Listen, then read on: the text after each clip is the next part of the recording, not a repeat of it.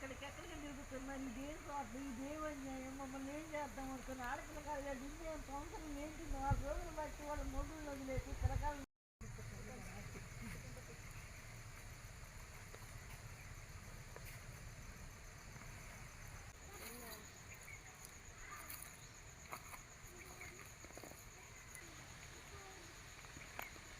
కదులుతూ ఉన్నాను.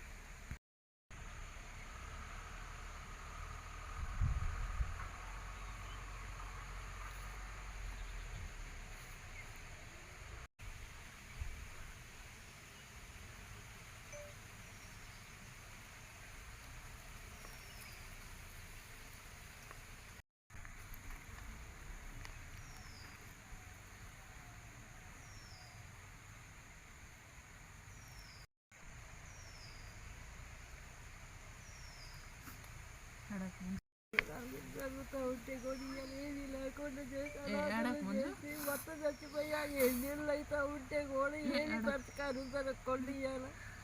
చెట్లబడి పుట్లబడి పెట్టుకొని కనీసం పిల్లగాళ్ళకి కూడా ఏమీ లేకుండా ఇవ్వాలా, తిండి కూడా లేకుండా ఇవ్వాలా. ఎందుకు ఇవ్వబట్టి ఉండాలి, అన్నిటికీ వడ్డించుకుంటూ ఉండి ఇవ్వాలా.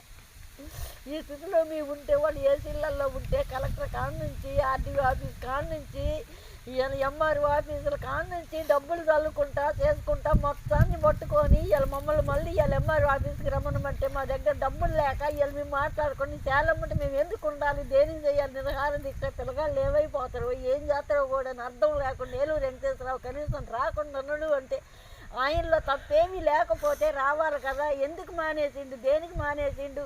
మా ఆయన్ని చంపింది నేనే అన్నాడు. మా ఆయన్ని మా తోటకోళ్ళ కొట్టింది ఏలూరు కృష్ణార్జునరావు కొట్టిండు, మా సీని కొట్టిండు. మా ఆయన్ని కొట్టినా కూడా మేము ఎవరికి పోలీస్ స్టేషన్కి కూడా ఎక్కకుండా మా పెద్దాడు పెట్టాడు చెబితే తిన్నాం మేము. ఈ రోజున మమ్మల్ని లేబర్ వాళ్ళు కూలి చేసుకుంటున్నారని ఊరు వాడ మొత్తం సాధింపేస్తున్నారు.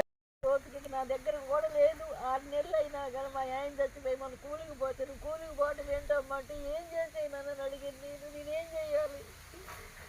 ఏలూరి అపర్ణ. మాకు మా ఏలూరు రామయ్య గారికి 5 కొడుకులండి. దాంట్లో ఏలూరి మోహన్ రావు గారి కుమార్తెని నేను. మేము 3 అమ్మాయిలము. ఏలూరు ముక్తేశ్వరరావు గారు మా బాబాయి. ఇద్దరు చనిపోయారు. వాళ్ళకి మాకు అన్యాయం జరిగిందండి. 60 ఎకరాల భూమిని మొత్తం 3 అన్నదమ్ములు మొత్తం కలిసి, మా 3 అన్నదమ్ములు అంటే ఏలూరు మా వెంకటేశ్వరరావు మా పెదనాన్న, తర్వాత ఏలూరు శ్రీనివాసరావు, ఏలూరు రామకృష్ణ మా బాబాయిలు ముగ్గురే కలిసి మొత్తం 25 సంవత్సరాలు బట్టి మొత్తం ఆస్తి మొత్తం వాళ్ళే అనుభవిస్తున్నారండి. మాకు ఇంతవరకు రూపాయి కూడా ఇవ్వట్లేదు. ఆస్తిలో నుంచి ఇంతవరకు మాకు ఏ రూపాయి కూడా ఆర్థిక సహాయం అందలేదు. దాన్ని అంతవరకు కూడా అనుభవించలేదు మేము అసలు.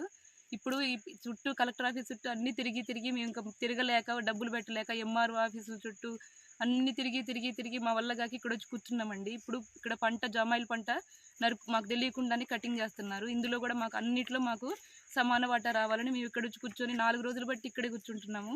అన్నం లేదు, నిద్ర లేదు, ఏమీ లేదు. పాములు భయము, ఆడపిల్లలు, ఇంకా అన్ని రకాల భయం అండి.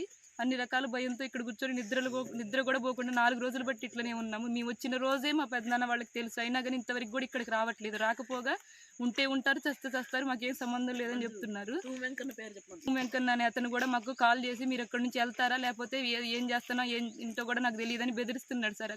ఇక్కడ నుంచి మేము కదిలే సమస్య లేదు. వాళ్ళు ఇక్కడికి రావాలి, మాకు న్యాయం చేయాలి, లేకపోతే మేము ఇక్కడే పెట్రోల్ పోసుకొని తగలబెట్టుకుంటాం. ఇంకొక రోజే టైం ఇస్తున్నాం వాళ్ళకి. ఇంకా మా వల్ల కాదు ఇంతకు మించి.